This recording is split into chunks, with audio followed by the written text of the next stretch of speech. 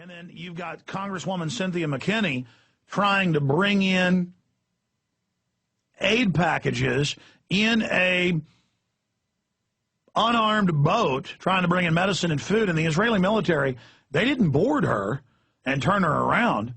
No, they rammed her with a huge ship and cut off the front of the ship and almost sunk it and then boarded her. Very aggressive under international law, and was clearly illegal.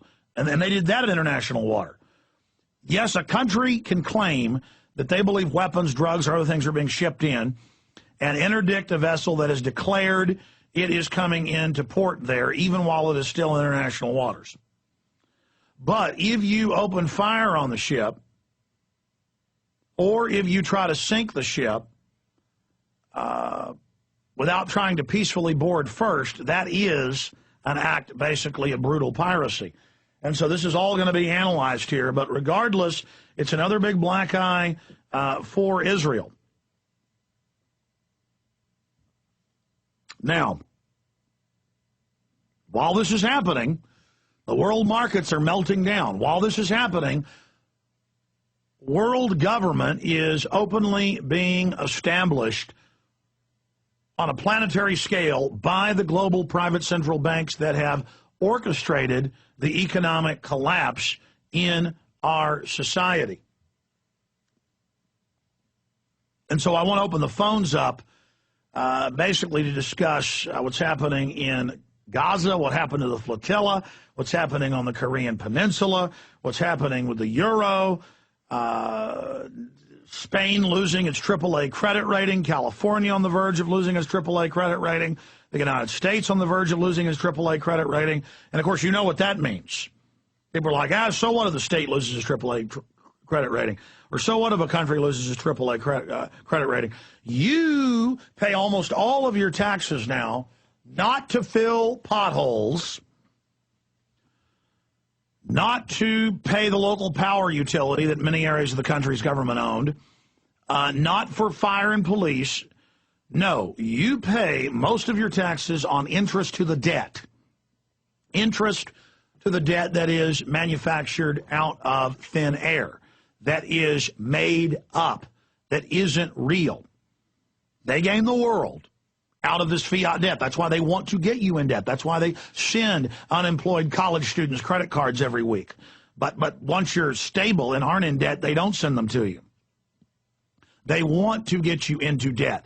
It costs them nothing to give you the credit. It's all made up. They gain the world through this fraud. Well, when the U.S. and Spain and Portugal and Greece and Iceland and England and sub-governments within those countries, like California, loses its AAA rating, you stop paying as a country or as a state or as a city 5 or 10%, different variants of that on that scale in interest. You start paying 15%, 20%, 30%. And then, of course, the debt that is $14 trillion becomes $30 trillion. And then you have no way of paying that. So then you get a 30% debt rating. And then they give you credit again. And then it's 50%.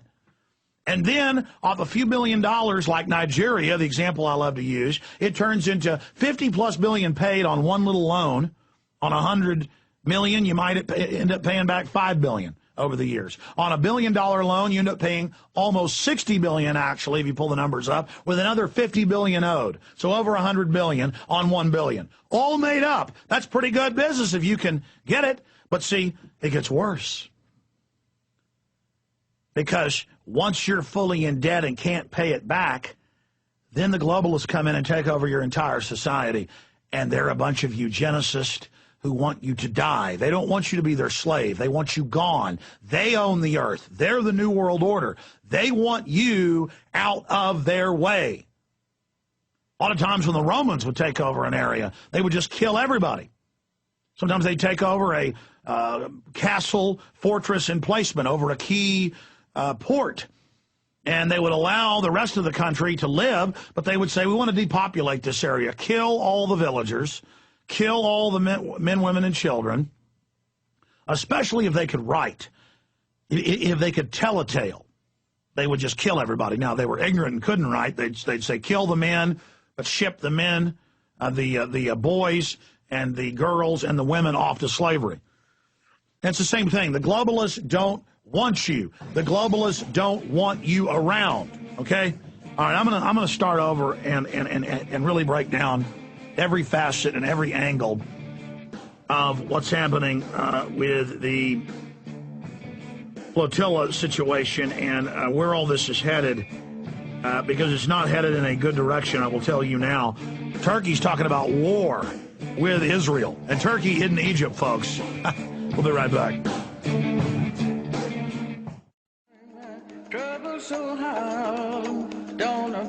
Notice that just suddenly, it's as if someone flipped a light switch. There are global crises popping out like warts all over the surface of the planet. And it's only getting started, the quickening of society into the New World Order, into 2012. And no, I don't believe in the mumbo-jumbo of the Mayan calendar, ladies and gentlemen. The globalists have said they want their complete world government by 2012. They do believe in the occult. They do believe in numerology, and they are organizing serious crises. Look at this headline: activists send new boat to challenge Gaza blockade. And what's Israel going to do to that? They're going to board that ship, and when they encounter resistance, they're going to have another shooting fish in the barrel exercise, and it's going to make Israel look even worse. And Israel doesn't care because they've got 400 nuclear weapons and they know how to use them. And they're saying, we don't care what anybody in the world thinks. Nobody is bringing anything into the 1.5 million people in Gaza, period. And Egypt says, we're not going to let the Gazans in. They're going to die. And that's the end of it.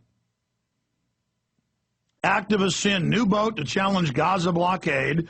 Pro-Palestinian activists sent another boat to challenge Israel's blockade of the Gaza Strip on Tuesday, and Egypt declared it was temporarily opening a crossing into Palestine territory after a botched raid on an aid flotilla that ended with Israeli soldiers killing at least 9 activists. The raid provoked furious international condemnation of Israel, raised questions at home, and appeared likely to increase pressure to end the blockade that has deepened the poverty of 1.5 million Palestinians living in the Strip. Those are Palestinians driven out of the heart of Israel in the last 50 years. Turkey, which unofficially supported the flotilla, has led the criticism, calling the Israeli raid a bloody offensive.